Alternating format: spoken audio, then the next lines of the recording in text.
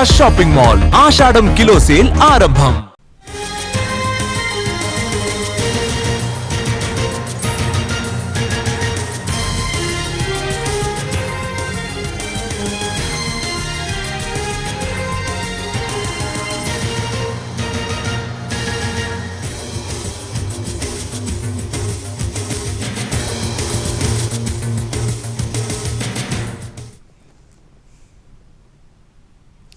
వాయువ్య బంగాళాఖాతంలో అల్పపీడనం కొనసాగుతోంది. ఉత్తరాంధ్ర, దక్షిణ ఒడిశా తీరాల వైపు కదులుతూ వాయుగుండంగా బలపడే అవకాశం ఉంది.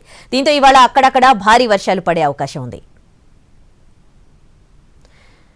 ఇక వాయుగుండం ప్రభావంతో తెలుగు రాష్ట్రాల్లో భారీ వర్షాలు కురిసే అవకాశం ఉంది. ఇవాళ రేపు ఏపీ, తెలంగాణలో ఓ మోస్తరు నుంచి భారీ వర్షాలు కురుస్తాయని వాతావరణ శాఖ అధికారులు తెలిపారు. తీరం వెంబడి 45 నుంచి 65 కిలోమీటర్ల వేగంతో ఈదురుగాలులు వీస్తున్నాయి. మత్స్యకారులు వేటకు వెళ్లొద్దని అధికారులు హెచ్చరించారు. వాయుగుండం ప్రభావంతో దక్షిణ ఒడిశాతో పాటు తెలుగు రాష్ట్రాల్లో ఓ మోస్తరు నుంచి భారీ వర్షాలు పడతాయని వాతావరణ శాఖ హెచ్చరించింది. కొన్ని చోట్ల అతి భారీ వర్షాలు కురిసే ఛాన్స్ ఉందని చెప్పింది. దక్షిణ కోస్తా, రాయలసీమ జిల్లాల్లో భారీ వర్షాలు కురవనున్నట్లు వాతావరణ శాఖ అధికారులు చెబుతున్నారు. రేపటి వరకు సముద్రం అలజడిగా ఉంటుందని అధికారులు చెబుతున్నారు.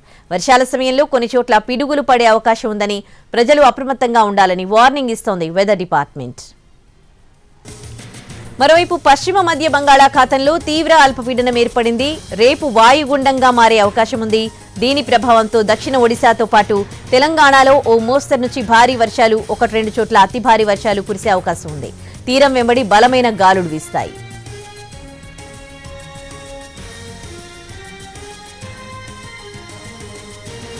మరోవైపు తెలంగాణకు వాతావరణ శాఖ రెయిన్ అలర్ట్ ఇవ్వడంతో జీహెచ్ఎంసీ అధికారులు అప్రమత్తమయ్యారు. లోతట్టు ప్రాంతాల ప్రజలను అలర్ట్ చేశారు. రోడ్లపై నీళ్లు నిలవకుండా ఎప్పటికప్పుడు క్లియర్ చేస్తూ ఉండాలని గ్రేటర్ సిబ్బందిని జీహెచ్ఎంసీ ఉన్నతాధికారులు ఆదేశించారు. ఇవాళ శ్రీకాకుళం, విజయనగరం, మన్యం, అల్లూరి, విశాఖ జిల్లాల్లో అక్కడక్కడ భారీ వర్షాలు కురిసే అవకాశం ఉంది. కర్నూలు, నంద్యాల, అనంతపురం, కడప జిల్లాల్లో పలుచోట్ల భారీ వర్షాలు పడతాయని వాతావరణ శాఖ హెచ్చరించింది. మిగిలిన జిల్లాల్లో అక్కడక్కడ తేలికపాటి నుంచి మోస్తరు వర్షాలు కురిసే అవకాశం ఉందని తెలిపింది.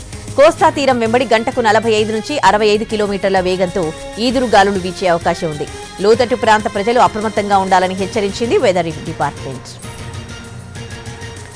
భారీ వర్షాల కారణంగా ఇవాళ ఎన్టీఆర్ జిల్లాలో పాఠశాలలకు సెలవు ప్రకటించారు కలెక్టర్ సుజన.